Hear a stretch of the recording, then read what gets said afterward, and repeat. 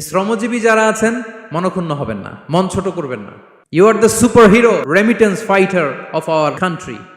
একজন পরিচ্ছন্নতা কর্মী, তারও 20 থেকে 30 হাজার টাকা বাংলাদেশে ঢোকে প্রতি মাসে। আপনি চিন্তা করতে পারেন 6টা মাস যদি রেমিটেন্স বন্ধ হয়, শ্রীলঙ্কার চেয়েও খারাপ অবস্থায় বাংলাদেশে চলে যাবে। এটা আল্লাহর পক্ষ থেকে একটা স্পেশাল রাহমা, মার্সি এন্ড ব্লেসিংস, যে আমাদের রিজিকের তাগিদায় সারা বিশ্বে যে কাজ করতে হয়, আমরা কাজ করি আর দেশে টাকা পাঠাই, আর সচল থাকে আমার দেশের অর্থনীতির চাকা। আলহামদুলিল্লাহ পড়েন। সো বাংলাদেশের গভর্নমেন্টকে আমি বিনীত অনুরোধ জানাবো, শ্রম মন্ত্রণালয়কে অনুরোধ জানাবো, এয়ারপোর্ট অথরিটিকে অনুরোধ জানাবো, আমার শ্রমজীবী ভাইদের সাথে ভালো আচরণ করুন, তাদের সাথে কোঅপারেট করুন। বিশেষ করে যতগুলো দূতাবাস আছে, আমার শ্রমজীবী ভাইদের যে কোনো কাজকে অগ্রাধিকার ভিত্তিতে আপনারা সার্ভিস দিন। তারা ভালো থাকলে ভালো থাকবে বাংলাদেশ। আসসালামু আলাইকুম ওয়া রাহমাতুল্লাহি তাআলা ওয়া বারাকাতুহু। নাহমাদুহু ওয়া নুসাল্লি আলা রাসূলিহিল কারীম। أما بعد فأعوذ بالله من الشيطان الرجيم بسم الله الرحمن الرحيم يا أيها الإنسان إنك كادح إلى ربك كدحا فملاقيه صدق الله العظيم رب اشرح لي صدري ويسر لي أمري واحلل عقدة من لساني يفقه قولي। বাংলাদেশ ইয়ুথ কমিউনিটি মালয়েশিয়া কর্তৃক আয়োজিত আন্তর্জাতিক শ্রমিক দিবস 2024 উপলক্ষে মালয়েশিয়ার রাজধানী কুয়ালালামপুরের ডাউন টাউনে অবস্থিত উইসমা এমসিএর গ্র্যান্ড বলরুমে ইসলামে শ্রমিকের অধিকার শীর্ষক আলোচনা সভায় আপনারা যারা উপস্থিত হয়েছেন, আপনাদের সবাইকে জানাচ্ছি আন্তরিক শুভেচ্ছা এবং অভিনন্দন। আহলান ওয়া সাহলান ওয়া মারহাবান বিকুম ফি হাদাল লিকা আত-তাইয়িব আল মুবারাক। আলহামদুলিল্লাহ, আমরা অত্যন্ত সৌভাগ্যবান যে আমরা এমন একটা ধর্ম পেয়েছি যে ধর্মটা মজলুমকে নিয়ে কথা বলে। The vulnerable people of the society, সমাজে যারা মজলুম, অসহায়, যাদের কথা কেউ বলে না, তাদের অধিকার নিয়ে ইসলাম কথা বলে। আলহামদুলিল্লাহ পড়েন। ইসলাম শ্রমিকের অধিকার নিয়ে কথা বলে, লেবার রাইটস নিয়ে ইসলাম কথা বলে, ইসলাম উইমেন রাইটস নিয়ে কথা বলে, নারী অধিকার নিয়ে কথা বলে, ইসলাম হিউম্যান রাইটস নিয়ে কথা বলে, ইসলাম মানবাধিকার নিয়ে কথা বলে, ইসলাম অ্যানিমাল রাইটস নিয়ে কথা বলে, প্রাণী অধিকার নিয়ে কথা বলে। আল্লাহু আকবার। আপনি চাইলেই একটা প্রাণীকে আঘাত করতে পারবেন না। আমাদের দেশে এটা খুব বাজে একটা কালচার। কুকুর একটা দেখলেই আমরা কি করি? হয় ঢিল ছড়ি, না একটা লাথি মারি। কিছুই করে নাই আপনাকে, পাশ দিয়ে যাচ্ছে দেখলেই কি ঢিল মারে, লাথি মারে। আরো অনেক জঘন্য জঘন্য কাজ আমরা করি। তাহলে যারাই যেখানে বিপন্ন, মানবতা যেখানে বিপন্ন, সেখানেই ইসলাম হাজির হয়েছে। আলহামদুলিল্লাহ। এজন্য ইসলাম পেয়ে আমরা খুশি না বেজার বলেন? এজন্য প্রত্যেক সালাতের পরে আমরা ঘোষণা দিই, রাদিতু বিল্লাহি রাব্বা ওয়াবিল ইসলামি দীনা ওয়াবি মুহাম্মাদিন নাবিয়্যান ওয়া রাসূলা। আমরা আল্লাহকে রব হিসেবে পেয়ে খুশি, আমরা ইসলামকে দিন হিসেবে পেয়ে খুশি। তো আমরা রাসূল সাল্লাল্লাহু আলাইহি ইসলামকে নবী এবং রাসূল হিসেবে পেয়ে খুশি। তার মানে প্রত্যেক সালাতের পরে আমরা কি করি? এটার অ্যানাউন্সমেন্ট দেই। তো ইসলাম এমন একটা ধর্ম, যেখানেই মানবতা বিপন্ন সেখানেই ইসলাম হাজির। তো আজকে আমরা লেবার রাইটস ইন ইসলাম, ইসলামে শ্রমিকের কি অধিকার, শ্রমিকদের যে রাইটস আছে, অধিকার আছে, এটা নিয়ে ইসলাম কি বলে, এই টপিকে আমরা কথা শুনবো ইনশাআল্লাহ বিইذنিল্লাহ। সম্মানিত শুধু আমি শুরুতেই কালামুল্লাহ মাজিদের একটি আয়াত তেলাওয়াত করেছি, সূরাতুল ইনশিকাকের 6 নম্বর আয়াত, যেখানে আল্লাহ তাআলা ইরশাদ করছেন, ইয়া আইয়ুহাল ইনসানু ইন্নাকা কাদিহুন ইলা রাব্বিকা কাদহান ফামুলাকি। অর্থাৎ হে মানুষ, তুমি তোমার রবের কাছে পৌঁছা পর্যন্ত কঠোর পরিশ্রম করতে হবে, অতঃপর তুমি তার সাক্ষাৎ লাভ করবে। আমাদের আলটিমেট গোল হচ্ছে আমরা আল্লাহর কাছে ফিরে যাব, ঠিক কিনা বলেন?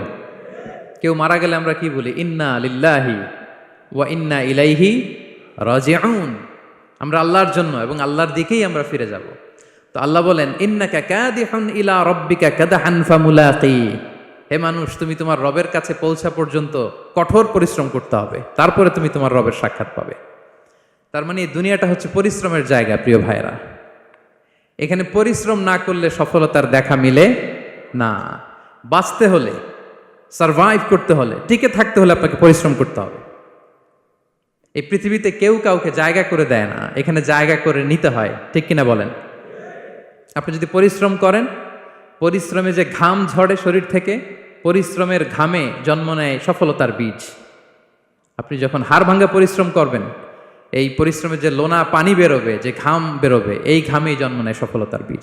এবং সফলতার কোনো শর্টকাট হয় না প্রিয় ভাইরা। অনেকে অল্পতে সফল হতে চায়, শর্টকাট খুঁজে, আছে না নাই? না, সফলতার জন্য আপনাকে লং কাটে যেতে হবে। ওখানে কোনো লিফট থাকে না, সিঁড়ি বেয়ে উঠতে হয়। অনেকে চায় যে সফলতার লিফটে উঠবো, সুইচ চাপবো, সাকসেসফুল ইন লাইফ। না, এত সহজ না, আপনাকে সিঁড়ি বেয়ে উঠতে হবে। তাহলে পরিশ্রমের কোনো বিকল্প নেই। এই দুনিয়াটা হচ্ছে পরিশ্রমের জায়গা, সংগ্রামের জায়গা। আপনি সফল হতে হলে আপনাকে পরিশ্রম করতে হবে, করতেই হবে। আর পরিশ্রমে কোনো লজ্জা নেই। আমি বিভিন্ন আমার আলোচনায় বলি, কাজে লজ্জা নেই। কিসে লজ্জা নেই? আওয়াজ করে বলুন সবাই। কাজে লজ্জা নেই। লজ্জা হচ্ছে অলসতায়, লজ্জা হচ্ছে হাত পাতায়, লজ্জা হচ্ছে অকর্মণ্যতায়। কাজে লজ্জা আছে? লজ্জা কিসে বলেন সবাই? লজ্জা হচ্ছে অলসতায়, অকর্মণ্যতায়। যারা কাজ না করে ফুটানি মারে, ওইটাতে লজ্জা। অনেকে আছে ফুটানি মারে, আছে না নাই? কাজ করে না, সব ফুটানি, এই ফুটানিতে লজ্জা। কিন্তু পরিশ্রমে কোনো লজ্জা নেই। এজন্য আল্লাহ তাআলা বললেন, ইয়া আইয়ুহাল ইনসান ইন্নাকা কাদিহুন ইলা রাব্বিকা কাদহান ফামুলাকি। হে মানুষ, তোমার রবের কাছে পৌঁছা পর্যন্ত তোমাকে পরিশ্রম করতে হবে। হাড় ভাঙা পরিশ্রম করে আমার কাছে আসতে হবে, তবেই সফলতা মিলবে। অন্য আয়াতে আল্লাহ তাআলা বলছেন, লাকাদ খলাকনাল ইনসানা ফি কাবাদ। নিশ্চয়ই মানুষকে আমি কষ্ট এবং পরিশ্রম নির্ভর করে তৈরি করেছি। এই পৃথিবীতে টিকে থাকতে হলে তাকে পরিশ্রম করতে হয়, কষ্ট করতে হয়। এবং দুনিয়ার এই সাইকেলটা যদি দেখেন, দিন এবং রাতের যে সাইকেল, রাতকে আল্লাহ বানিয়েছেন ঘুমের জন্য, রেস্ট নেওয়ার জন্য, বিশ্রামের জন্য। আর দিনকে আল্লাহ বানিয়েছেন কর্মচঞ্চল করে, কাজের জন্য। দিনের মধ্যে কর্মস্পৃহা আছে। আল্লাহ তাআলা সূরা নাবাতে বলছেন, ওয়াজআলনান নাহারা মাআশা। আমি দিনকে বানিয়েছি কর্মচঞ্চল। দিনে আপনি কাজ করবেন, হাড় ভাঙা পরিশ্রম করবেন, তবেই সফলতা ধরা দিবে। ঠিক কিনা বলেন? তাহলে প্রথমে আমরা জানলাম এই পৃথিবীতে পরিশ্রম করতেই হবে, পরিশ্রমের কোনো বিকল্প নেই। সফল হতে চাইলে কি করতে হবে? আওয়াজ করে বলবেন, কি করতে হবে? এবং ইসলাম এই পরিশ্রমকে উৎসাহিত করে। পরিশ্রমের মাধ্যমে যে ইনকাম, এটাকে উৎসাহিত করে। বিষ্ণু ঈসা ইসলাম বলেন, মা আকালা আহাদুন তাআমান কাত্তু খায়রান আইয়াকুলা মিন আমালি ইয়াদাই। মানুষ পরিশ্রম করে তার দুই হাত দিয়ে উপার্জন করে যে জীবিকা নির্বাহ করে, এর চেয়ে শ্রেষ্ঠ জীবিকা পৃথিবীতে আর নেই। আল্লাহু আকবার। আপনারা যারা কষ্ট করে ঘাম ঝরিয়ে উপার্জন করেন, এই পৃথিবীতে এর চেয়ে শ্রেষ্ঠ উপার্জন আর হতে পারে? পরিশ্রম করে ঘাম ঝরিয়ে আপনি যে রিজিক এর বন্দোবস্ত আপনার হয়, এই খাবারের চেয়ে শ্রেষ্ঠ খাবার পৃথিবীতে হতে পারে? এরপর বিষ্ণু ঈসা ইসলাম বললেন, ওয়া ইন্না নাবিয়াল্লাহি দাউদ আলাইহিস সালাম কানা ইয়াকুলু মিন আমালি ইয়াদিহি। আল্লাহর নবী দাউদ আলাইহিস সালাম তিনি নিজ হাতের উপার্জন থেকে খেতেন। সুবহানাল্লাহি বিহামদি। তিনি আর্মর বানাতেন, যুদ্ধাস্ত্র। তিনি বর্ম বানাতেন, নিজ হাতে বর্ম বানিয়ে, যুদ্ধাস্ত্র বানিয়ে বিক্রি করে সেটা দিয়ে জীবিকা নির্বাহ করতেন। আল্লাহু আকবার। তাহলে পরিশ্রমের কোনো বিকল্প নেই। শ্রমের মাধ্যমে যে উপার্জন, এটা শ্রেষ্ঠ উপার্জন। তাই শ্রমজীবী যারা আছেন, মনক্ষুণ্ণ হবেন না, মন ছোট করবেন না। You are the super hero, you are the super hero, you are the remittance fighter of our country.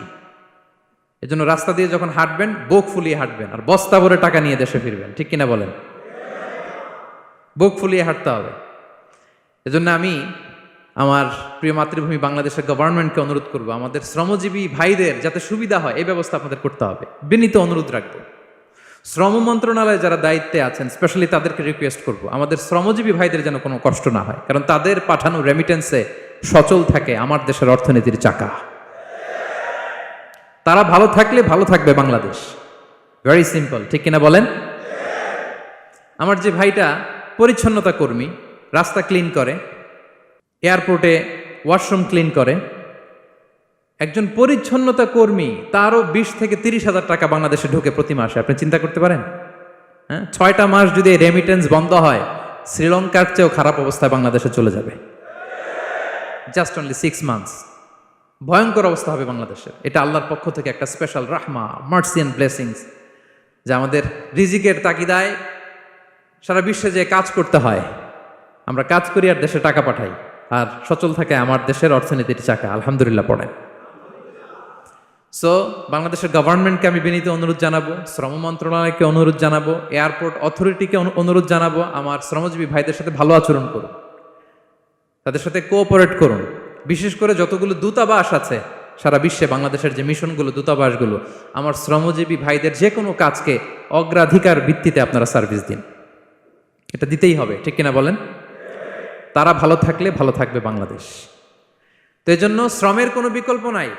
নিজ হাতে উপার্জিত অর্থ, নিজ হাতে উপার্জিত কামাই, এটা শ্রেষ্ঠ কামাই। তো আলহামদুলিল্লাহ আজকের অডিয়েন্সের মধ্যে শ্রমজীবী ভাইয়েরা বেশি, আলহামদুলিল্লাহ পড়েন। এটা আমাদের সৌভাগ্য। এই যে বাংলাদেশে এখন চাকরি নাই, চাকরির বাজার মন্দা, মাস্টার্স পাস করে বেকার টোটো কোম্পানির ম্যানেজার, এরকম আছে না নাই? তার বিপরীতে আল্লাহ তাআলা আপনাদেরকে মালয়েশিয়া নিয়ে আসছে।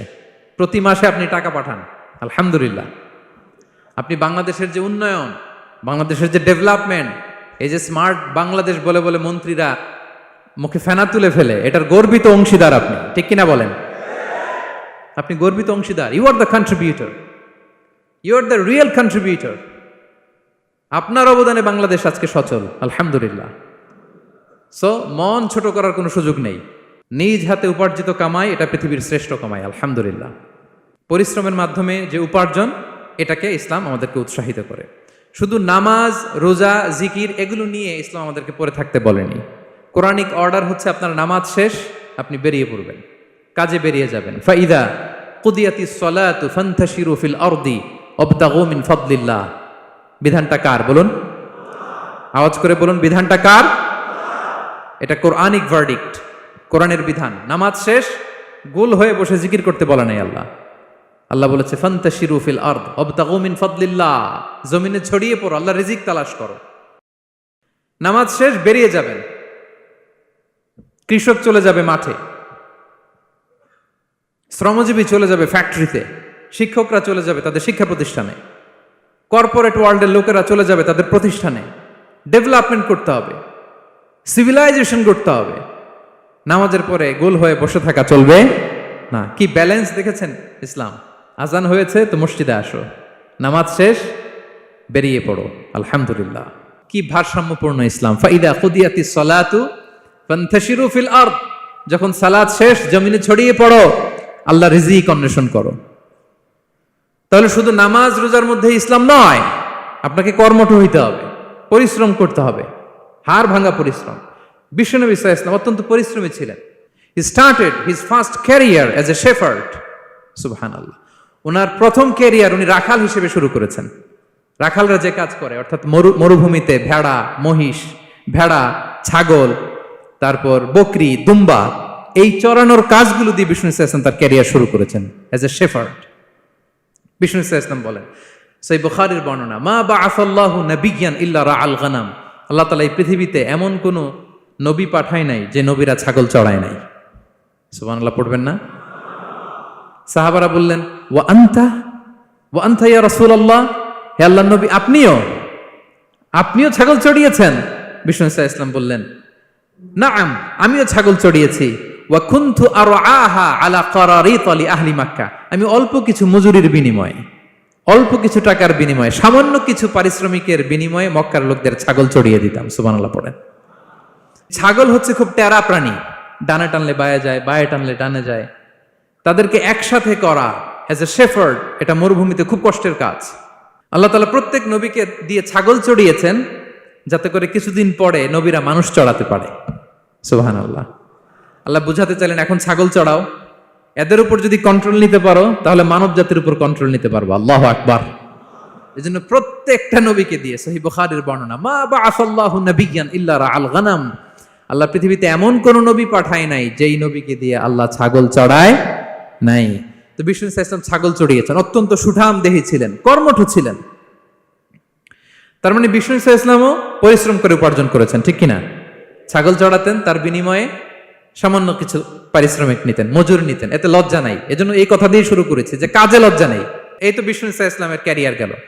আমরা যদি সাহাবাদের জীবনী দেখি, ওনারাও পরিশ্রমী ছিলেন। কেউ খেজুর বাগানে কাজ করতেন, কেউ কৃষি কাজ করতেন, কেউ বাজারে ব্যবসা করতেন, কেউ বসে থাকেন নাই। হাড় ভাঙ্গা পরিশ্রম করেছেন প্রত্যেকটা সাহাবা। তারা আমাদের মডেল, তারা আমাদের সুপার হিরো, তারা আমাদের আইকন, ঠিক কিনা? নবীরা আমাদের মডেল, সাহাবারা আমাদের মডেল। বিষ্ণু সাল্লাল্লাহু আলাইহি ওয়াসাল্লাম কর্মঠ ছিলেন, ওনার সাহাবারা অত্যন্ত কর্মঠ ছিল, কেউ বসে থাকতেন না। পরিশ্রম করতেন, হাড় ভাঙ্গা পরিশ্রম করতেন, উপার্জন করতেন। তারা আমাদের জন্য প্রেরণার বাতিঘর। অনেক সাহাবাদের বায়োগ্রাফি থেকে আপনাদেরকে ঘটনা শেয়ার করা যাবে। আমি একজন সাহাবার জীবনী শোনাবো আপনাদেরকে। আব্দুর রহমান ইবনে আউফ রাদিয়াল্লাহু তাআলা আনহু। 10 জন জান্নাতের, দুনিয়াতে বসে যে 10 জন সাহাবা জান্নাতের সুসংবাদ পেয়েছেন তাদের মধ্যে একজন, আলহামদুলিল্লাহ বলেন। আব্দুর রহমান ইবনে আউফ রাদিয়াল্লাহু তাআলা আনহু প্রথম 8 জন মক্কায় যারা কালিমা পড়ে মুসলমান হয়েছে তাদের একজন। তার স্ট্যাটাসটাকে জেনে নেন। তো তিনি যখন মক্কা থেকে হিজরত করে মদিনায় গেলেন, মনে রাখবেন মক্কা থেকে যে সাহাবারা বাড়ি ঘর ছেড়ে হিজরত করেছে তাদেরকে বলে মহাজির, মানে হিজরতকারী সাহাবা। আর মদিনাতে যে সমস্ত সাহাবারা তাদেরকে রিসিভ করেছেন তাদেরকে বলে আল আনসার, মানে সাহায্যকারী সাহাবা। তো যারাই হিজরত করে মক্কা থেকে মদিনায় যেত, বিষ্ণু ইসা ইসলাম মদিনার কোন সাহাবীর সাথে তার ভাই পাতিয়ে দিতেন, আল মুআখাত, ব্রাদারহুড করে দিতেন, দায়িত্ব দিতেন যে তুমি এই সাহাবীকে দেখবে। তো আব্দুর রহমান ইবনে আউফ রাদিয়াল্লাহু তাআলা আনহু যখন হিজরত করে গেলেন, তার দেখভাল করার জন্য যে সাহাবীর দায়িত্ব পড়ল তার নাম হচ্ছে সাআদ ইবনে রাবিয়া, আনসারী সাহাবী রাদিয়াল্লাহু তাআলা আনহু। বিষ্ণু বললেন, সাআদ, আব্দুর রহমান ইবনে আউফ তোমার ভাই, ভাই বানিয়ে দিলেন। কি বানিয়ে দিলেন? তুমি তাকে টেক কেয়ার করবে, সে হবে তোমার মেহমান। সুবহানাল্লাহ। সাআদ ইবনে রাবিয়া রাদিয়াল্লাহু তাআলা আনহু তিনি আব্দুর রহমান ইবনে আউফকে ডেকে নিয়ে গেলেন, ঘরে নিয়ে গেলেন মেহমানকে, এবং বললেন, ইয়া সাআদ ইন্নী আকসারুল আনসারি মালান। হে সাআদ, তুমি চিন্তা করো না, তুমি মনে করো না যে তোমার ভরণ পোষণ দিতে আমার কষ্ট হবে। আমি মদিনার সবচাইতে বড় বিজনেস ম্যাগনেট, সবচাইতে বড় বিজনেস ম্যাগনেট আমি। No tension, don't worry about it. Tension নিও না, আসো, তোমার জন্য আমার কি প্রপোজাল শোনো। ফাআকসিমু লাকা নিসফা মালি, আমার যত সম্পদ আছে আমি অর্ধেক তোমার দিয়ে দিব। সুবহানাল্লাহ, এত আসতে। আপনার বাড়িতে কেউ মেহমান হলে করতে পারবেন এরকম? আল্লাহ, কেমন প্রেরণার বাতিঘর তারা। ফাআকসিমু নিসফা মালি, হে আব্দুর রহমান ইবনে আউফ, আমার অর্ধেক সম্পদ তোমারে দিয়ে দিব। এখানেই শেষ না, এরপর বলতে লাগলেন, আমার অনেকগুলো স্ত্রী আছে, তুমি কোথায় যে মেয়ে খুঁজবা, প্রস্তাব দিবা, এত ঝামেলার দরকার নাই।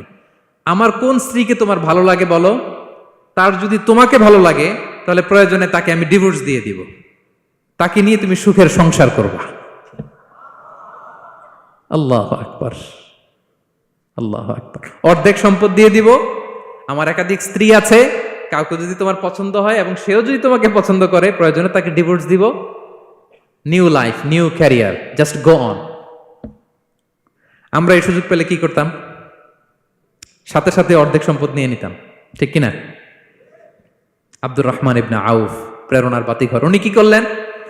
উনি বললেন, লা হাজাতা লি ফি যালিক, আমার ভাই তুমি যে বলছো, এ সাআদ ইবনে রবি, তুমি যে এত চমৎকার প্রপোজাল দিয়েছো, এতেই আমি খুশি, তোমার কোনো কিছুর আমার দরকার নাই। বারাকাল্লাহু লাকা ফি আহলিকা ওয়া মালিক, আল্লাহ তোমার সম্পদেও বরকত দেখ, আল্লাহ তোমার পরিবারেও বরকত দেখ। তবে একটা কষ্ট করতে হবে, সেটা কি?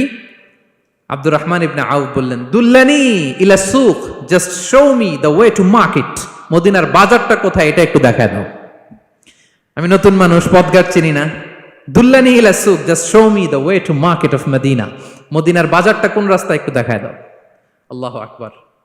সাদ ইবনে রবি বললেন, এই তো মদিনার বাজার। উনি যে কিছু ঘি কিনলেন, পনির কিনলেন, কিনে বিক্রি করলেন, প্রফিট করলেন। ওই প্রফিট দিয়ে আরো বেশি করে কিনলেন, আবার বিক্রি করলেন, প্রফিট, আবার বিক্রি করলেন, প্রফিট। এই কেনা বেচা করতে করতে 1-2 মাসের মধ্যে উনি মদিনার one of the biggest business magnate হয়ে গেলেন। আল্লাহু আকবার। কি হাড় ভাঙ্গা পরিশ্রমই না তারা করেছেন। একেবারে রেডি ক্যারিয়ার ছিল, গেলাম সবচেয়ে বড় বিজনেসম্যানের অর্ধেক সম্পত্তি পেয়ে গেলাম। He didn't accept the ready career, rather he made his own path with his own endeavor. নিজের চেষ্টায়, নিজের পরিশ্রমে, নিজের ঘাম ঝরিয়ে নিজের ক্যারিয়ার তৈরি করেছেন। চিল্লায় বলেন ঠিক কিনা? This is the biography of Abdur Rahman ইবনে আউফ রাদিয়াল্লাহু তাআলা আনহু। সাহাবারা কতটা পরিশ্রম করেছেন, তার মানে বিশ্বনবী পরিশ্রমী ছিলেন, সাহাবারা পরিশ্রমী ছিলেন। এবং বিষ্ণু ঈসা ইসলাম পরিশ্রম করতে বলতেন সবাইকে, হাত পাততে নিষেধ করতেন, কারণ দারিদ্রতা বড্ড ভয়ঙ্কর। দারিদ্রতা যার আসে সে বুঝে। বাংলা একটা কথা আছে, অভাব যখন দরজায় এসে দাঁড়ায়, ভালোবাসা তখন সবার মুখস্থ দেখছেন? অভাব যখন দরজায় এসে দাঁড়ায়, ভালোবাসা তখন জানলা দিয়ে পালায়। দারিদ্রতা ঈমান কেড়ে নেয়। আপনি পার্বত্য চট্টগ্রামের অবস্থা জানেন? আমাদের বাংলাদেশের পাহাড়ি এলাকার অবস্থা জানেন? ওখানে আমাদের গরিব মুসলিম ভাইদেরকে সামান্য কিছু টাকা পয়সা দিয়ে ওদেরকে খ্রিস্টান বানিয়ে ফেলতেছে মিশনারিগুলো। এই খবর তো আমরা রাখি না। দারিদ্রতা বড্ড ভয়ঙ্কর। এজন্য বিষ্ণু ইসলাম দারিদ্রতা থেকে আল্লাহর কাছে পানাহ চাইতেন। তিনি বলতেন, আল্লাহুম্মা ইন্নী আউযু বিকা মিনাল ফাকরি ওয়াল কিল্লাতি ওয়াদ-দিল্লাহ। ও আল্লাহ, I seek refuge with you from poverty, from insufficiency and humiliation. ও আল্লাহ, আমি তোমার কাছে দারিদ্রতা থেকে পানাহ চাই। ও আল্লাহ, আমি তোমার কাছে স্বল্পতা থেকে পানাহ চাই। ও আল্লাহ, আমি তোমার কাছে লাঞ্ছনা থেকে পানাহ চাই। পড়েন আমিন। এই দোয়াটা বেশি বেশি পড়বেন। আল্লাহুম্মা ইন্নী আউযু বিকা মিনাল ফাকরি ওয়াল কিল্লাতি ওয়াদ-দিল্লাহ। হে আল্লাহ, আমি দারিদ্রতা থেকে পানাহ চাই। আল্লাহ, স্বল্পতা থেকে পানাহ চাই। আল্লাহ, লাঞ্ছনা থেকে পানাহ চাই। সবাই পড়ুন আমিন। বিষ্ণু ইসলাম যে দোয়াগুলো শিখিয়েছেন এগুলো হচ্ছে very precise in wording but comprehensive in meaning. শব্দে খুব ছোট, কিন্তু অর্থ মানুষের হৃদয়ে এটার আবেদন অনেক ব্যাপক, অনেক বেশি। আপনি সারাদিন মিলিয়েও দোয়ার মধ্যে এত সুন্দর প্রার্থনা বাক্য তৈরি করতে পারবেন না, কিন্তু বিষ্ণু ইসলাম এক বাক্যে যেটা চেয়েছেন গোটা দুনিয়াটা এর ভেতরে ঢুকে গিয়েছে। আল্লাহুম্মা ইন্নী আউযু বিকা মিনাল ফাকরি ওয়াল কিল্লাতি ওয়াদ-দিল্লাহ। আল্লাহ, দারিদ্রতা থেকে পানাহ চাই। বিষ্ণু ইসলাম নিজে স্বয়ং দারিদ্রতা থেকে পানাহ চাইতেন। তাহলে দারিদ্রতার সাথে আমাদের কোনো সম্পর্ক? আমরা পরিশ্রম করব, আমরা কাজ করে খাবো, কাজে কোনো লজ্জা নেই। লজ্জা অলসতায়, চিল্লায় বলেন ঠিক কিনা? এবং বিষ্ণু ইসলামের কাছে কেউ যদি হাত পাতত, যদি দেখতেন তার কাজ করার যোগ্যতা আছে, বিষ্ণু ইসলাম ভিক্ষা দিতেন না, কাজে উৎসাহিত করতেন, ভিক্ষাবৃত্তিকে অনুৎসাহিত করতেন। এক যুবক এসে হাত পাতলো, বিষ্ণু ইসলাম আমার কিছু দেন। নই বললেন, তুমি তো শক্ত সামর্থ্য মানুষ, বাসায় কি আছে বলো? সে বলে, আমার বাড়িতে একটা পানি খাওয়ার জগ আছে আর একটা চাদর আছে। বিষ্ণু ইসলাম বললেন, নিয়ে আস। সে নিয়ে আস। এবার বিষ্ণু ইসলাম চাদর আর জগ দুইটা নিয়ে সাহাবাদেরকে বললেন, মাইয়াশতারি হাযাইন, কে কিনবে? অকশন চিনেন? অকশন, অকশনে কি করে? নিলামে দাম তোলে না? তো রাসূল সাল্লাল্লাহু আলাইহি ওয়াসাল্লাম তার চাদর আর জগটা নিলামে তুললেন। এই কে কিনবে? মাইয়াশতারি হাযাইন, মাইয়াশতারি হাযাইন। একজন বলল, ফাকালা রাজুল আনা আখিযুহুমা বিদিরহাম, ইয়া রাসূলুল্লাহ, আমি 1 দিরহামে কিনবো। কয় দিরহাম? বিষ্ণু বললেন, 1 দিরহাম, 1 দিরহাম, 1 দিরহাম। মানে এর চেয়ে কেউ বাড়াবে কিনা? মাইয়াজিদু আলা যালিক, এর চেয়ে বাড়ায় দিবা কে? আরেক সাহাবী বলল, ইয়া রাসূলুল্লাহ, আমি 2 দিরহামে কিনবো। 2 দিরহাম, 2 দিরহাম, 2 দিরহাম, আর বাড়ে না। বিষ্ণু ইসলাম তার কাছে 2 দিরহাম দিয়ে বিক্রি করে দিলেন। 2 দিরহাম নিয়ে যুবককে বললেন, নাও, 1 দিরহাম দিয়ে কিছু খাবার কিনে তোমার ফ্যামিলিকে দিয়ে আস। আরেক দিরহাম দিয়ে একটা কুঠার কিনে নিয়ে আস। তো যুবক কুঠার কিনে আনলো। ফাওয়াদাআ লাহু আর-রাসূল সাল্লাল্লাহু আলাইহি ওয়াসাল্লাম ইয়াদান, রাসূল সাল্লাল্লাহু আলাইহি ওয়াসাল্লাম নিজ হাতে ওই কুঠারের একটা হাতল লাগাই দিলেন কাঠের। কারণ শুধু কুঠার দিয়ে তো হবে না, একটা হাতল থাকতে হবে না? বিষ্ণু সাল্লাল্লাহু আলাইহি ওয়াসাল্লাম ওনার মোবারক হাতে, বরকতময় হাতে ওই কুঠারে একটা হাতল লাগাই দিলেন। এবার বললেন, যাও, 1 দিরহাম দিয়ে কুঠার, আরেক দিরহাম দিয়ে খাবার কিনে আনো। এই কুঠার দিয়ে জঙ্গলে যে কাঠ কেটে লাকড়ি বেচে জীবিকা নির্বাহ করো। সামনের 15 দিন আমার সামনে যেন তোমার ঘুরঘুর করতে না দেখি। এ বেচারা গেল, 1 দিরহাম দিয়ে ফ্যামিলিতে খাবার দিল, আর লাকড়ি নিয়ে কাঠ কাটতে না কাটতে কয়েকদিনের ব্যবধানে ও 10 দিরহাম কামায় ফেলছে। আস্তে আস্তে আস্তে আস্তে সে স্বাবলম্বী হয়ে গেল। এরপর একবার বিষ্ণু ইসলামের কাছে আসছে। বিষ্ণু ইসলাম তারে বলে, মানুষের কাছে হাত পাতার চেয়ে, দুয়ারে দুয়ারে ভিক্ষা করার চেয়ে তোমার মতো এরকম কাঠ কেটে, জঙ্গলে কাঠ কেটে বাজারে বিক্রি করা অনেক ভালো। আল্লাহু আকবার। এই হচ্ছে বিষ্ণু ইসলামের ক্যারেক্টারিস্টিক্স।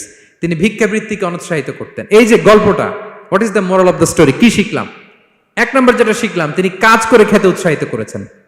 চাইলেই বিষ্ণু ইসলাম ওই 2টা জিনিস বিক্রি করে 2 দিরহাম দিয়ে বলতে পারতেন, যাও 2 দিরহাম দিয়ে খাবার কিনো। ওই বেলা খেয়ে রাতের বেলা আরেক দুয়ারে যে ভিক্ষা করতো, ঠিক কিনা বলেন? কথা বুঝতেছেন? 2 দিরহাম দিয়ে যদি খাবার কিনতো, তো দুপুরে খেয়ে রাতে কি করতো? আবার হাত পাততো। সেটা করে নাই।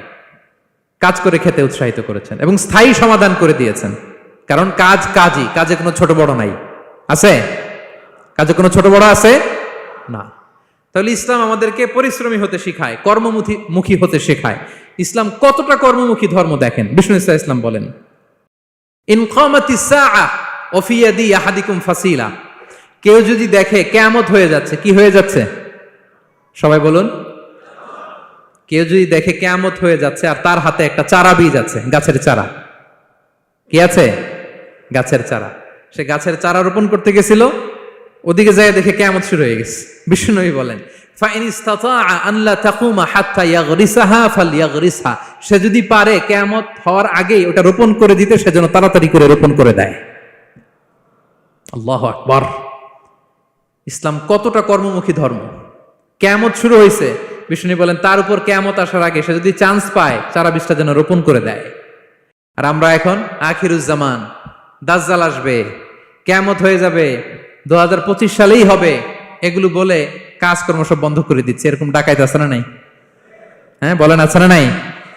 তা আখিরুজ্জামান কি আপনারা এটা শিখায়, এই লেসন শিখায়? আখিরুজ্জামান আসবে, দাজ্জাল আসবে, তো আপনার সমস্যা কি? দাজ্জাল আসবে দেখি তো আপনাকে বিজনেস করে এমন টাকা কামাইতে হবে যাতে করে দাজ্জাল আসলে আমি আমার অর্থ দিয়ে মুজাহিদিন ভাইদেরকে সহায়তা করতে পারি। দাজ্জাল আসবে তো আপনার প্রবলেম কি? আপনার বডি বিল্ডিং করতে হবে, আপনার ফ্যামিলিকে তারবিয়া দিতে হবে, আপনার সোসাইটিকে সমৃদ্ধ করতে হবে, আপনাকে সভ্যতার কারিগর হইতে হবে। আপনার সব কাজ আপনি আরো বাড়াই দিবেন দাজ্জালের প্রশ্ন আসলে। এখন দাজ্জাল আসবে, 25 সালেই আসবে, 26 সালেই কিয়ামত হবে। কি হবে ক্যারিয়ার দিয়ে, আর কি হবে ব্যবসা করে? এরকম আছে না নাই? এরকম করা যাবে?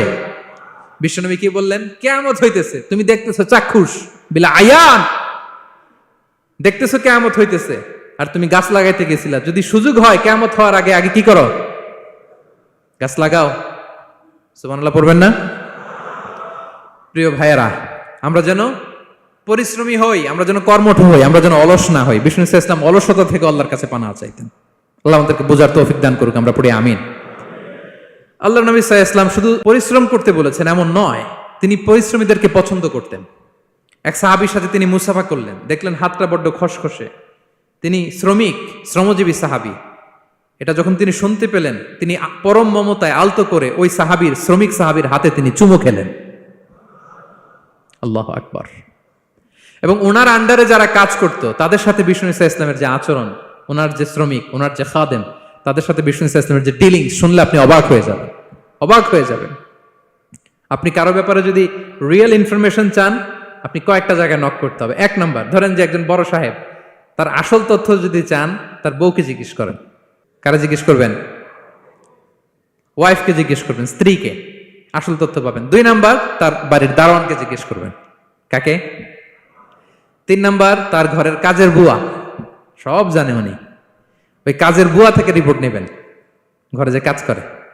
4 নাম্বার, তার ড্রাইভার, দারোয়ান, কাজের বুয়া, ওয়াইফ, এদের কাছ থেকে যদি আপনি জিজ্ঞেস করেন, ফলের বিড়াল বেরিয়ে আসবে। ঠিক কিনা বলেন?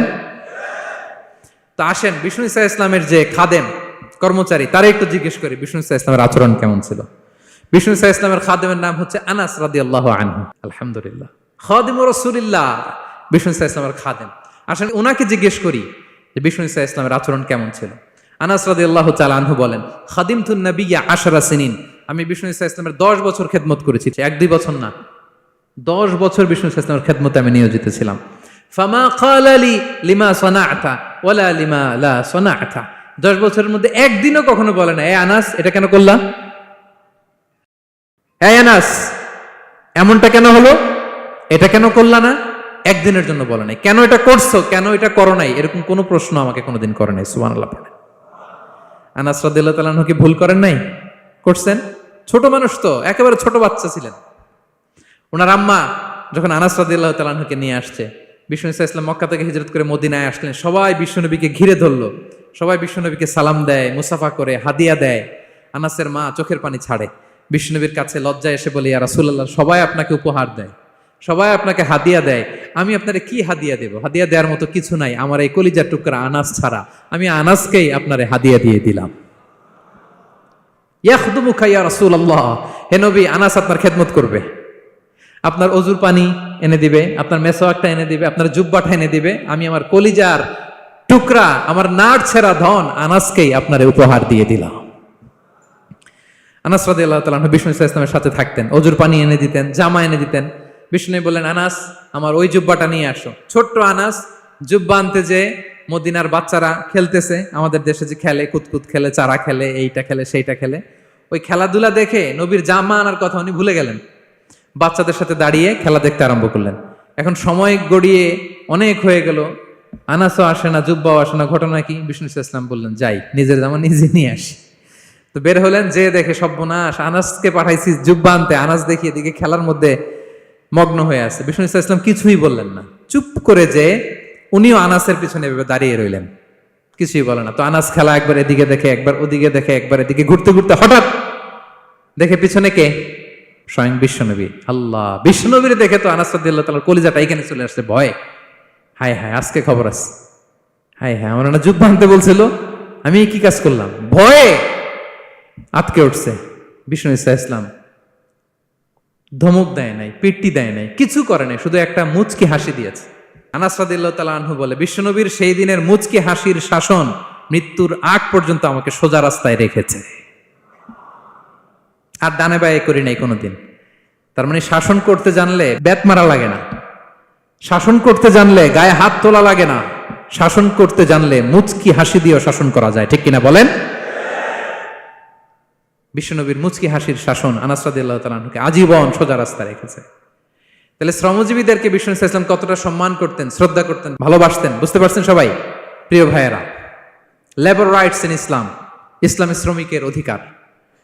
শ্রমিকদেরকে ইসলাম কমপক্ষে 7টা অধিকার দিয়েছে। কয়টা?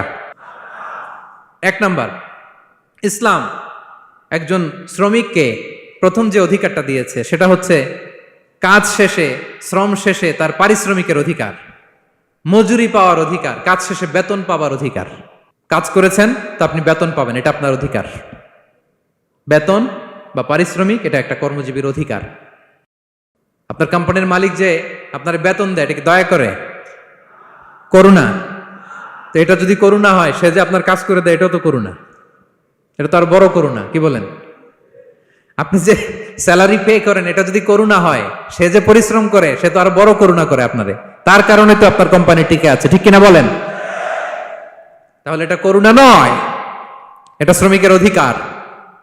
এবং বিশ্বনবী সাল্লাল্লাহু আলাইহি ওয়াসাল্লামের সেই ঐতিহাসিক বাণী, তিনি বলেছেন, আতুল আজিরা আজরাহু ক্বাবলা আন ইয়াজিফা আরাকু, ঘাম শুকিয়ে যাওয়ার আগে শ্রমিককে তার পারিশ্রমিক বুঝিয়ে দাও। সুবহানাল্লাহ, বিশ্বনবীর ঐতিহাসিক বাণী। এখন জাতিসংঘ আমাদেরকে শিখায় যে শ্রমিকের মজুরি দিতে হবে, অন টাইমে দিতে হবে, স্যালারি দিতে হবে, এই করতে হবে, সেই করতে হবে।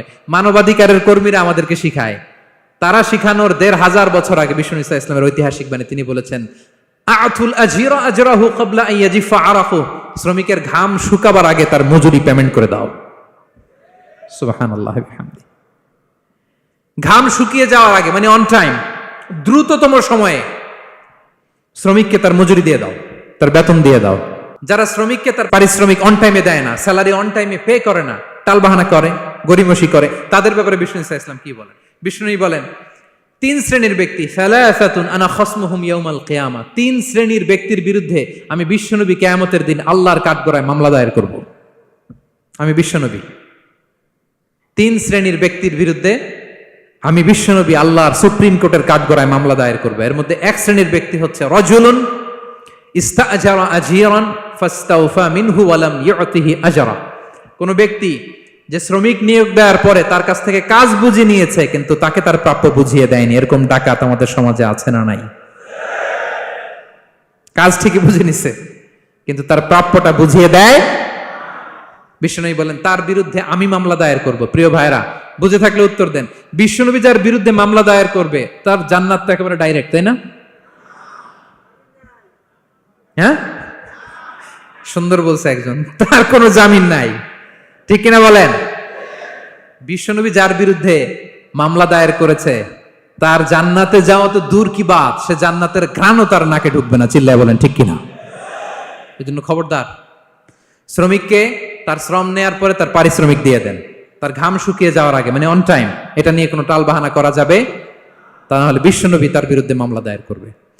তার মানে 1 নম্বর অধিকার বুঝে পাইছেন? আপনি যে কাজ করেন, কাজের বিনিময়ে যে পারিশ্রমিক পান, যে স্যালারি পান, এটা আপনার অধিকার। এটা করুণা নয়, এটা অনুকম্পা নয়, এটা কোনো দয়া নয়, ইটস ইউর রাইট, এটা আপনার অধিকার। আওয়াজ করে বলুন তো, গলা ফুলিয়ে, এটা আপনার কি? 2 নাম্বার, একটা শ্রমিককে ইসলাম যে অধিকার দেয় সেটা হচ্ছে চুক্তি মাফিক সকল সুযোগ সুবিধা প্রাপ্তির অধিকার। অর্থাৎ একজন এমপ্লয়ার যখন তার এমপ্লয়িকে নিয়োগ করে, একটা এমপ্লয়মেন্ট কন্ট্রাক্ট থাকে না? এমপ্লয়মেন্ট কন্ট্রাক্ট বুঝেন তো? একটা চুক্তিপত্র থাকে, এখানে ফিক্স করা থাকে ওয়ার্কিং আওয়ার্স, কয় ঘন্টা আপনি কাজ করবেন, আপনার জব স্পেসিফিকেশন, কি করবেন কি করবেন না, আপনার স্যালারির ব্যাপারে থাকে, কত স্যালারি দিবে, কখন দিবে, আবার আপনি ওভার টাইম করলে এক্সট্রা পে করবে, আপনি রেগুলার কাজ করলে ঘন্টায় per hour 20 ringgit, overtime করলে 40 রিঙ্গিট। তারপর আপনি কখন ব্রেক নেবেন, একটা ব্রেক থাকে না যে এই টাইমে একটা ব্রেক দিতে হবে, এগুলো মিউচুয়াল আন্ডারস্ট্যান্ডিং এ এমপ্লয়মেন্ট কন্ট্রাক্টে থাকে। আপনি হলিডে কখন করবেন, ছুটি থাকতে হবে। টানা 7 দিন কাজ করানো যাবে বলেন? না, আন্তর্জাতিকভাবে এটা নিষিদ্ধ। টানা 7 দিন কোনো কাজ নাই, একদিন তার হলিডে থাকতে হবে, তার অ্যানুয়াল লিভ থাকতে হবে। Right to rest and leisure, বিশ্রামের একটা সময় লাগবে। এই যে 1 মে আন্তর্জাতিক শ্রমিক দিবস, এটা শুরু হয়েছে কিভাবে? ইউনাইটেড স্টেটস অফ আমেরিকার শিকাগোতে 1986 সালে এই কাজের বিরুদ্ধেই তারা আন্দোলন করেছিল। টানা 7 দিন তাদেরকে দিয়ে গাদার মতো খাটুনি খাটাতো, দাসের মতো তাদের সাথে আচরণ করা হতো। তারা আন্দোলন শুরু করেছিল, 8 জনকে গুলি করে নিহত করা হয়েছিল। সেখান থেকে এই মে দিবস। কিন্তু বিষ্ণু ঈসা ইসলাম 1500 বছর আগে এই শ্রমিকদের অধিকারের ব্যাপারে সোচ্চার ছিলেন। আলহামদুলিল্লাহ বলেন। তাহলে right to rest and leisure, UDHR, universal declaration for human rights, এগুলো সব নির্ধারিত আছে। তার মানে একজন শ্রমিকের 2 নম্বর অধিকার হচ্ছে চুক্তি অনুযায়ী সকল সুযোগ সুবিধা প্রাপ্তির অধিকার। আপনার চুক্তি করছেন, আপনি এটা এটা দিবেন, কিন্তু কাজের পরে আপনি ফ্যাসিলিটি দিচ্ছেন না, এটা করা যাবে বলেন? করা যাবে? আল্লাহর কোরআন কি বলছে শুনুন। আল্লাহর কোরআন বলে, ইয়া আইয়ুহাল্লাযীনা আমানু আউফু বিল উকুদ, O you who believe fulfill your contract, ও বিশ্বাসীরা তোমরা তোমাদের চুক্তি পূর্ণ করো। ওয়া আউফু বিল আহদি ইন্নাল আহদা কানা মাসউলা, তোমরা যে কমিটমেন্ট করেছো, যে কন্ট্রাক্ট করেছো, এই চুক্তি তোমরা পূর্ণ করো। তা না হলে কিয়ামতের কঠিন ময়দানে এই চুক্তির ব্যাপারে, কন্ট্রাক্টের ব্যাপারে, এই এগ্রিমেন্টের ব্যাপারে আপনারা জিজ্ঞেস করবে কে? তাহলে যা চুক্তি করেছেন সুযোগ সুবিধা, তাই আপনাকে দিতে হবে। মালিক ভাইয়েরা মনে থাকবে তো নাকি? এগ্রিমেন্টে যা যা বলেছেন, যা যা লিখে সিগনেচার করেছেন, তাই আপনাকে দিতে হবে। আদেশটা কার? সবাই বলুন। আপনি মন চাইলে হায়ার করবেন, আর পরের দিন ফায়ার করবেন, এরকম করা যাবে? হ্যাঁ, চাইলে হায়ার ফায়ার, মন যা চায় তা করবেন, এটা করা চলবে না। তাহলে 2টা অধিকার গেল। 3 নম্বর, একজন শ্রমিককে ইসলাম যে অধিকার দিয়েছে সেটা হচ্ছে সুন্দর আচরণ পাবার অধিকার। তিনি আপনার ফ্যাক্টরির ওয়ার্কার, আপনার স্টাফ, এজন্য যা মনে চায় তা আচরণ করবেন, দাসের মতো আচরণ করবেন। এটা করা যাবে? আওয়াজ করে বলেন, করা যাবে? বিষ্ণু ঈসা ইসলাম ইন্তেকালের আগে পুরা উম্মাকে 2টা বিষয় ওসিয়ত করেছেন। আওয়াজ করে বলুন তো কয়টা? 1 নম্বর হচ্ছে নামাজ। 1 নম্বর কি? আসসালাত। আসসালাত, রুহু বের হওয়ার আগে, ইন্তেকালের আগে বিষ্ণু বলেন আসসালাত, আসসালাত, নামাজ, নামাজ। উম্মতেরা নামাজের ব্যাপারে সতর্ক হও। 2 নম্বর তিনি বলেছেন ওয়ামা মালাকাত আইমানুকুম, তোমাদের অধীনস্থ যারা আছে তাদের ব্যাপারে সচেষ্ট হও, তাদের প্রতি সদয় হও, তাদের সাথে খারাপ আচরণ করো না। এটা কখন বলছেন? জুমার খুতবার সময়, সাহাবীদের সাথে গল্প করার সময়, বিবিদের সাথে আলোচনার সময়। কখন? Just right before his death. এখনই রুহু বেরোবে, ইন্তেকালের আগে তিনি বলেছেন উম্মতেরা আসসালাত, নামাজ, উম্মতেরা ওমা মালাকাত আইমানুকুম, তোমাদের কর্মচারীদের সাথে খারাপ আচরণ করো না। তাহলে 3 নাম্বার হচ্ছে শ্রমিকদের সুন্দর আচরণ পাবার অধিকার, তাদের সাথে খারাপ আচরণ করা যাবে না। বিষ্ণু ঈসা ইসলাম শ্রমিকদের রাইটস, অধিকারের ব্যাপারে এতটা সোচ্চার ছিলেন, বিদায় হজের মতো, বিদায় হজের যে বাণী, যে ভাষণ, এই ঐতিহাসিক ভাষণেও বাদ যায়নি শ্রমজীবীদের কথা। সুবহানাল্লাহ পড়েন। বিদায় হজের ভাষণে বিষ্ণুনবী বলেছেন আরিকাকুম, আরিকাকুম আতইমুহুম মিম্মা তাকুলুন ওয়াকসুহুম মিম্মা তালবাসুন। খবরদার ও আমার উম্মতেরা, এই ভাষণের পরে আর বড় কোনো ভাষণ আমার পক্ষ থেকে তোমরা পাবে না। তোমাদের কর্মজীবী, তোমাদের শ্রমিক, তোমাদের ওয়ার্কার, তোমাদের স্টাফদের ব্যাপারে সাবধান থাকো। তোমরা যা খাবে তাদেরও তা খাওয়াবে, তোমরা যা পড়বে তাদেরও তা পড়তে দিবে, তাদের প্রতি তোমরা সদয় হবে। বিদায় হজের বাণী তো বিষ্ণু ঈসা ইসলাম আপনাদের কথা ভুলে নাই। আলহামদুলিল্লাহ পড়েন। কি রহমতের নবী ছিলেন, কি মায়ার নবী ছিলেন। শ্রমজীবীদেরকে বিষ্ণু ঈসা ইসলাম এতটা ভালোবাসতেন। তাহলে 3 নম্বর যে অধিকার ইসলাম একজন শ্রমিককে দেয় সেটা হচ্ছে সুন্দর আচরণ পাবার অধিকার। দেখবেন যে মালিক বা যে এমপ্লয়ার ভালো আচরণ করে, সব শ্রমিককে তাকে ভালোবাসে, তার জন্য দোয়া করে। আপনি মালিক হয়ে অসুস্থ, দেখবেন আপনার ওয়ার্কার গুলো জায়নামাজ বিছিয়ে সেজদায় পরে আপনার জন্য কাঁদে। এরকম আছে না নাই? মালিক হলে তো এরকম মালিক হইতে হবে, এমপ্লয়ার হলে তো এরকম হওয়া চাই, ঠিক কিনা বলেন? তাহলে আমরা শ্রমজীবীদের সাথে ভালো আচরণ করব, পারা যাবে তো ইনশাআল্লাহ? ইনশাআল্লাহ। 4 নাম্বার, কর্মক্ষেত্রে নিরাপত্তার অধিকার। শ্রমজীবী ভাইদের যে ওয়ার্ক প্লেস আছে সেখানে তাদের নিরাপত্তা থাকতে হবে, সেফটি মেজারমেন্ট থাকতে হবে। অনেক জায়গায় দেখি আয়রন ফ্যাক্টরিগুলোতে যারা কাজ করে, আল্লাহু আকবার, আপনারা ভিডিও ক্লিপসে দেখবেন যে কি ভয়ঙ্কর সেখানকার অবস্থা। ডিহাইড্রেশন, এক একজন অসুস্থ হয়ে যায়। সেখানে তাদের পর্যাপ্ত পানির ব্যবস্থা নাই, এটা নাই সেটা নাই। এমন এমন ফ্যাক্টরিতে আমাদের অনেক ভাইরা কাজ করে, কেমিক্যাল ফ্যাক্টরি, মাস্কও নাই। এরকম ডাকাইত আছে না নাই? কেমিক্যাল ফ্যাক্টরিতে যারা কাজ করবে এদেরকে মাস্ক দিতে হবে, এদেরকে হ্যান্ড গ্লাভস দিতে হবে। নির্মাণ শ্রমিক যারা আছে তাদেরকে হেলমেট দিতে হবে। প্রত্যেকটা ফ্যাক্টরিতে ফায়ার এক্সটিংগুইশার লাগবে, আগুন লাগলে অগ্নি নির্বাপক যে যন্ত্র, এগুলোর দরকার আছে না নাই বলেন? গাদার মতো ঢোকার জায়গা নাই, বেরোয়ার জায়গা নাই, সেফ এন্ট্রি নাই, সেফ এক্সিট নাই। হাজার হাজার মানুষ কাজ করে, আগুন লাগলে সব পুড়ে ছাই। এরকম হয় না? প্রিয় ভাইরা বলেন, আওয়াজ করে বলেন, হয় না এরকম? অহরহ আমরা দেখি বাংলাদেশে। অগ্নি নির্বাপক যন্ত্র নাই, না, এটা করা যাবে না। আগুন লাগলে কিভাবে আপনি আগুন নেভাবেন, কিভাবে তাদের সেফটি সিকিউরিটি এনশিওর করবেন, এগুলো সব আগে থেকে নির্ধারণ থাকতে হবে। তাহলে 4 নাম্বার হচ্ছে নিরাপত্তা অ্যাজ এ এমপ্লয়ার, এটা আপনাকে এনশিওর করতে হবে। 5 নাম্বারে সাধ্যের বাইরে কোনো কাজে বাধ্য না করার অধিকার। সাধ্যের বাইরে কিছু আপনি তার উপর চাপিয়ে দিতে পারবেন, এমন হেভি ওয়ার্কলোড দিতে পারবেন না যেটা তার শরীরে কুলায় না। এরকম ডাকাইত আছে যে পারে না, তারপরে তার উপর কাজ চাপিয়ে দেয়, আছে না নাই বলেন? বলেন। ওয়ার্কারের স্বাস্থ্যহানি হয়, অঙ্গহানি হয়, এবং এমন ছোট ছোট বাচ্চাদের দিয়ে কাজ করায়, শিশু শ্রম, এটা তো আইনত দণ্ডনীয় অপরাধ। এটা করা যাবে না। এগ্রিমেন্টে, চুক্তিতে আপনি যা করাবেন, যেভাবে করাবেন, যা চান সার্ভিস, ওইটাই করাইতে হবে। এবং আল্লাহর বিধান এটা, লা ইউকাল্লিফুল্লাহু নাফসান ইল্লা উসআহা। আল্লাহ সাধ্যের বাইরে বান্দার উপরও কোনো কিছু চাপিয়ে দেয় না। এটা samely applicable to the worker. Vishnu Islam বলেন, ওয়ালা ইউকাল্লাফু মিনাল আমালি ইল্লা মা ইউতিক। সাধ্যের বাইরে কোনো ওয়ার্কারকে অতিরিক্ত কোনো কাজ চাপিয়ে দেয়া যাবে না। ফাইন কাল্লাফাহু, যদি তাকে সাধ্যের বাইরে কোনো কাজ চাপিয়ে দিতে হয়, মা ইয়াগলিবুহু, যেটা তার জন্য কষ্ট হয়ে যায়, ফাল ইউইনহু আলাই, এই কাজে তাকে সাহায্য করতে হবে। মালিক হয়ে আপনার হাত লাগাতে হবে, অথবা এক্সট্রা ম্যান পাওয়ার নিতে হবে, ওয়ার্ক ফোর্স নিতে হবে। সুবহানাল্লাহ পড়েন। বিশ্বনবী মনে হচ্ছে যেন বর্তমান যে এই যে হাজার হাজার ফ্যাক্টরি, এই কলকারখানা, এই ওয়ার্কারদের দুর্দশাগুলো দেখে দেখে পয়েন্টে পয়েন্টে ধরে ধরে কথা বলেছেন। আল্লাহু আকবার। যদি সাধ্যের বাইরে কিছু চাপিয়ে দিতে হয় তাহলে তাকে সহায়তা করতে হবে। তাহলে 5 নাম্বার শ্রমিকের অধিকার হচ্ছে সাধ্যের বাইরে কোনো কাজে বাধ্য না করার অধিকার। আপনি বাধ্য করতে পারবেন না। কটা গেল? 5টা। মাশাআল্লাহ, খুব মনোযোগী শ্রোতা। 6 নাম্বারে শ্রমিকের উপর আল্লাহ যা যা ফরজ করেছেন তা আদায়ের অধিকার দিতে হবে আপনাকে। সালাতের সময় হলে তাকে নামাজ পড়তে দিতে হবে। নন মুসলিম হলে এটা ভিন্ন ইস্যু। তখন আপনি চেষ্টা করবেন একটা মুসলিম কোম্পানিতে যাওয়ার, মুসলিম মালিকের আন্ডারে যাওয়ার, অথবা তাদেরকে সবাই মিলে অ্যাপ্লিকেশন করে বুঝাবেন যে সামান্য ফরজ নামাজটুকু পড়ার অনুমতি, পারমিশন আমরা চাই। কিন্তু কোনো মুসলিম এমপ্লয়ার নামাজের জন্য বাধা দিতে পারবে না। রমজান মাসে রোজা রাখা শ্রমিকের জন্য ফরজ না, অনুমতি দিতে হবে। নারী কর্মীদেরকে, যারা নারী কর্মী আছে তাদেরকে পর্দার অনুমতি দিতে হবে, হিজাবের অনুমতি দিতে হবে। মালিক তো দূরের কথা, আমাদের বাংলাদেশে অনেক বিশ্ববিদ্যালয়ের শিক্ষকরাই অনুমতি দেয় না। এরকম ডাকাত শিক্ষক আছে না নাই?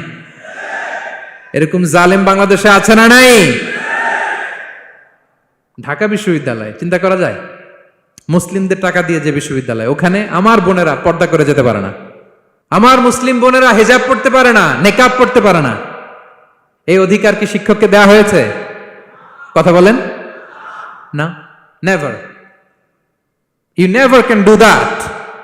একটা রেগুলার ড্রেস কোড থাকবে, এটা সবাই মানবে। এটার উপরে দিয়ে সে চাদর পরবে না ওড়না পরবে না হিজাব পরবে না ব্লেজার পরবে, এটা নিয়ে নাক গলানোর ক্ষমতা কোনো শিক্ষকের নাই। চিল্লায় বলেন ঠিক কিনা?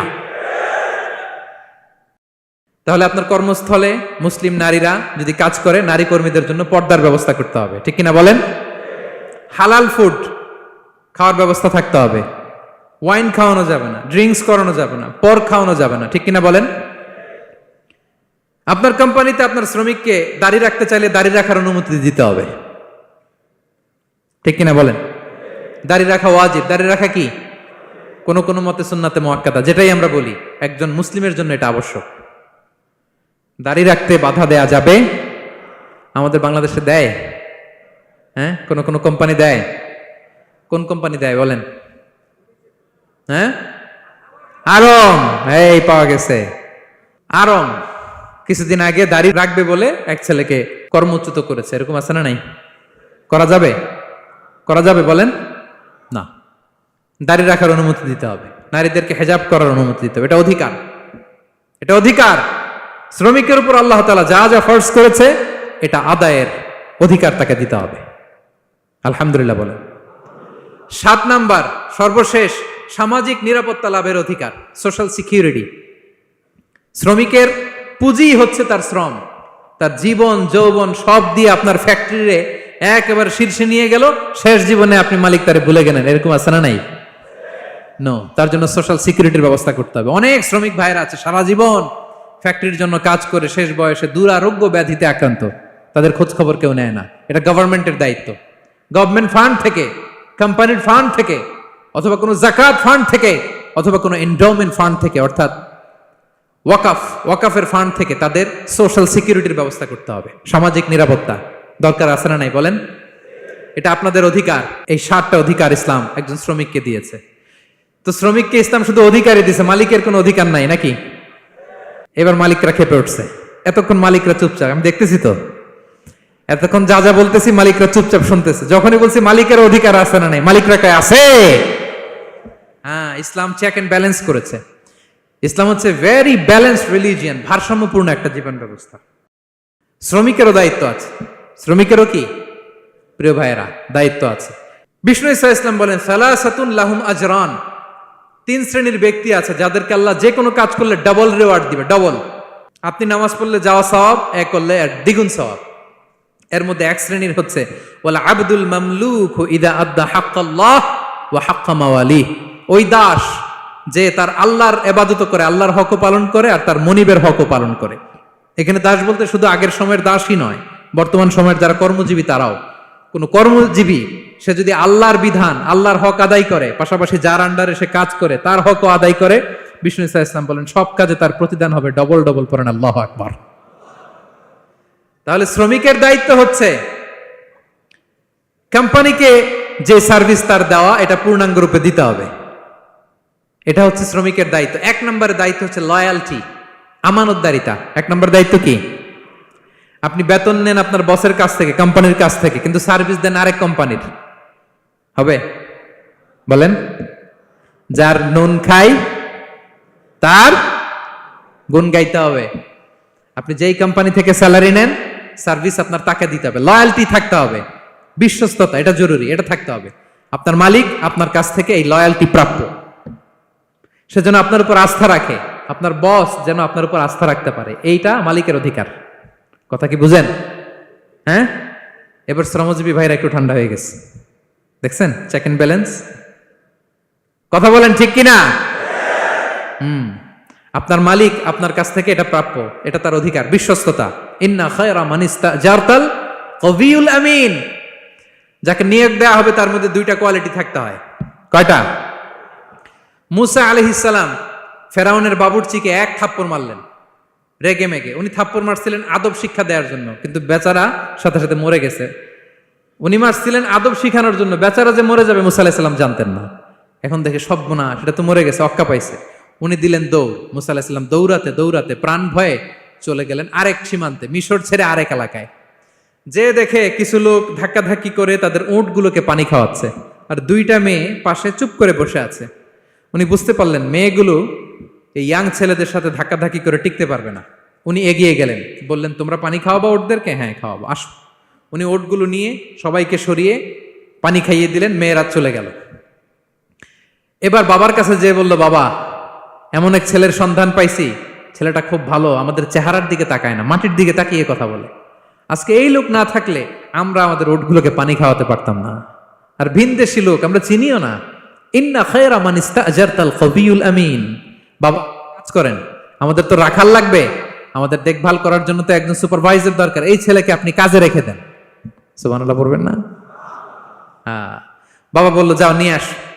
মেয়ে দুজন যে বললো আব্বার কাছে চলেন, আব্বা আপনার কথা বলবে, আপনার সাথে আলাপ করবে। মুসা আলাইহিস সালাম বললেন ঠিক আছে, তোমরা পেছনে পেছনে যাও, আমি তোমাদের আগে আগে যাই, তোমরা আমাকে বলবা যে ডানে না বায়ে না সামনে। সুবহানাল্লাহ পড়বেন না? কি চরিত্র, কি চরিত্র ছিল যাদের, যাতে করে তাদের দিকে তাকানো না লাগে, মুসা আলাইহিস সালামের নজর যেন তাদের দিকে না পড়ে। মুসা আলাইহিস সালাম বললেন আমি আগে যাই, তোমরা পিছন থেকে বলো ডানে না বায়ে, কোন গলি, কোথায় যাব। আল্লাহু আকবার। তো যাওয়ার পরে মুসা আলাইহিস সালামের সততা, এই বিশ্বস্ততা আর স্ট্রেংথ, শক্তি দেখে ওনাকে কাজে রেখে দিলেন মেয়ে দুটার বাবা। সুবহানাল্লাহ বলেন। আর বললেন এত বছর কাজ করবা, পারিশ্রমিক হচ্ছে কাজ যখন শেষ আমার এক মেয়েরে তোমার কাছে বিয়ে দিয়ে দিব। আল্লাহু আকবার। ওনারও থাকার জায়গা নাই, আশ্রয়ের কোনো বন্দোবস্ত নাই, আল্লাহ ব্যবস্থা করে দিলেন। আলহামদুলিল্লাহ পড়েন। তাহলে বিশ্বস্ত হইতে হবে। বিশ্বস্ত যেই, তার রুজির ব্যবস্থা করে দেয় কে? এই যে মুসা আলাইহিস সালাম ফেরাউনের বাবুর্চিতে থাপ্পড় মেরে চলে গেলেন, পরিচিত কেউ নাই, রিজিকের বন্দোবস্ত নাই, কিন্তু বিশ্বস্ততার কারণে আল্লাহ তাআলা রিজিকের ব্যবস্থা করে দিলেন। তাহলে এক নাম্বার মালিকের অধিকার হচ্ছে লয়ালটি, শ্রমিকদের বিশ্বস্ত হইতে হবে। আপনার পক্ষ থেকে বিশ্বস্ততা, এটা মালিকের প্রাপ্য। কথা বুঝতে পেরেছেন প্রিয় ভাইয়েরা আমার? দুই নাম্বার চুক্তি অনুযায়ী শ্রম দেওয়া, এটা একজন শ্রমিকের দায়িত্ব। আপনার দায়িত্ব হচ্ছে 8 ঘন্টা কাজ করবেন, আপনি 6 ঘন্টা করেন আর 2 ঘন্টা এটা নিয়ে ইউটিউব, টিকটক, আচ্ছা হ্যাঁ, এটা করা যাবে? 8 ঘন্টার যদি চুক্তি হয় আর আপনি যদি প্রতিদিন 6 ঘন্টা কাজ করেন, আপনি যে পারিশ্রমিক পাবেন এটা হালাল হবে? বলেন বলেন, আওয়াজ করে সবাই বলুন না, হালাল হবে না। আপনার চুক্তি অনুযায়ী আপনাকে শ্রম দিতে হবে, এবং এই চুক্তি অনুযায়ী শ্রম পাওয়াটা একজন মালিকের অধিকার। একজন মালিকের 3 নম্বর অধিকার হচ্ছে to work in a best manner possible. আপনার সাধ্যের সবটুকু উজাড় করে দিয়ে কোম্পানির জন্য কাজ করতে হবে। কোন কাজ করলে সর্বোচ্চ ওয়েতে করতে হবে, সবচেয়ে বেস্ট ম্যানারে করতে হবে। অনেকে আছে ধরি তো ধরি না, করি তো করি না, এরকম আছে না? নাই না, ইসলাম এটা বলে না। বিষ্ণু ইসলাম বলেন ইন্নাল্লাহা ইউহিব্বু ইযা আমিলা আহাদুকুম আমালান আইয়ুতকিনা। আল্লাহ তাআলা ওই কর্মচারীকে পছন্দ করে, আল্লাহ সুবহানাহু ওয়া তাআলা ওই কর্মচারীকে পছন্দ করে, ওই লোককে পছন্দ করে যে ব্যক্তি যখন কোনো কাজ করে ওটা মজবুত ভাবে করে, চমৎকার ভাবে করে, দ্য বেস্ট ওয়ে পসিবল, সুন্দরভাবে করে। এরকম কাজ করা যাবে তো? বলেন বলেন, যাবে? এবং যে শ্রমিক, যে কর্মজীবী ভাইরা এইভাবে কাজ করে, তারা মালিকের নজরে পড়ে যায় খুব তাড়াতাড়ি, ঠিক কিনা বলেন? তাদের বেতন বেড়ে যায় তাড়াতাড়ি, তাদের অবস্থা তাড়াতাড়ি ভালো হয়। 4 নম্বর অধিকার হচ্ছে আপনি আন্তরিকতার সাথে কাজ করবেন, আপনার মালিকের কোম্পানিকে নিজের কোম্পানি মনে করবেন। পারা যাবে? শ্রমিক ভাইয়েরা আমার, আমার কলিজার টুকরা শ্রমজীবী ভাইয়েরা, মালিকের কোম্পানিকে নিজের কোম্পানি মনে করা যাবে? অনেকে দেখবেন যে নিজের গাড়িটা খুব সেফলি ড্রাইভ করে, কিন্তু বসের গাড়ি নিয়ে যখন ড্রাইভ করে তখন আর এই এক্সট্রা কেয়ার নাই, এরকম আছে না? নাই। নিজের জিনিস খুব দেখে শুনে রাখে, কিন্তু কোম্পানির জিনিস যখন ইউজ করে ওইখানে সেই দেখভাল তার নাই, এরকম আছে না? নাই। এরকম করবেন আপনারা না। আপনি যে কোম্পানিতে কাজ করেন এটা নিজের কোম্পানি, ওইটার উত্তর সাকসেস, সফলতার জন্য আপনাকে আন্তরিক হইতে হবে। তাহলে এই 4টা অধিকার আল্লাহ তাআলা প্রত্যেকটা মালিককে দিয়েছে। তাহলে চেক এন্ড ব্যালেন্স হয়েছে। কথা কি সবাই বুঝতে পারছেন? আলহামদুলিল্লাহ পড়েন। পুরো আলোচনার সামারি বলি 1 মিনিটে। 1 number lesson, take away message সাথে করে নিয়ে যাবেন, যেটা শুরুতে বলেছিলাম। 1 নাম্বার কথা হচ্ছে সফলতার জন্য পরিশ্রমের কোনো বিকল্প নেই। হাড় ভাঙা পরিশ্রম করতে হবে আমাদের, আমাদের ক্যারিয়ারের জন্য, আমাদের ব্যবসার জন্য, আমার চাকরির জন্য আমাদের হাড় ভাঙা পরিশ্রম করতে হবে। কারণ শ্রমে কোনো লজ্জা নেই, পরিশ্রমে কোনো লজ্জা নেই, ঠিক কিনা বলেন? লজ্জা কিসে? অলসতায়। আমরা অলস হব না, অকর্মণ্য হব না, হাত পাতবো না, আমরা পরিশ্রম করে খাবো। 2 নাম্বার কথা, নবীগণ এবং সাহাবাগণ অত্যন্ত পরিশ্রমী ছিলেন, কর্মঠ ছিলেন, তারা আমাদের আইকন, সো আমরাও পরিশ্রমী হব। ইসলাম শ্রমিকের ব্যাপারে, শ্রমিকের অধিকারের ব্যাপারে এত জোরালো বক্তব্য দিয়েছে, পৃথিবীর কোনো ধর্ম এভাবে দেয় নাই, ঠিক কিনা? সো আমরা যারা মালিক আছি, আমরা যেন আমাদের অধীনস্থ শ্রমজীবীদের প্রতি সদয় হই, তাদের অধিকার আদায়ের জন্য আমরা সচেষ্ট হই। আর আমরা যারা শ্রমিক আছি, কর্মজীবী আছি, আমরা আমাদের মালিকের কোম্পানিকে যেন নিজের কোম্পানি মনে করি, আন্তরিকতার সাথে, লয়ালটির সাথে যেন আমরা কাজ করি। আল্লাহ তাআলা আমাদের কাজে, কর্মে, পরিশ্রমে, ক্যারিয়ারে, চাকরিতে, ব্যবসায় ভরপুর বারাকা দান করুক। আওয়াজ করে পড়ুন আমিন। হাযা মা ইনদি ওয়াল ইলমু ইনদাল্লাহ আলাইহি তাওয়াক্কালতু ওয়া ইলাইহি উনীব। ওয়াসসালামু আলাইকুম ওয়া রাহমাতুল্লাহি তাআলা।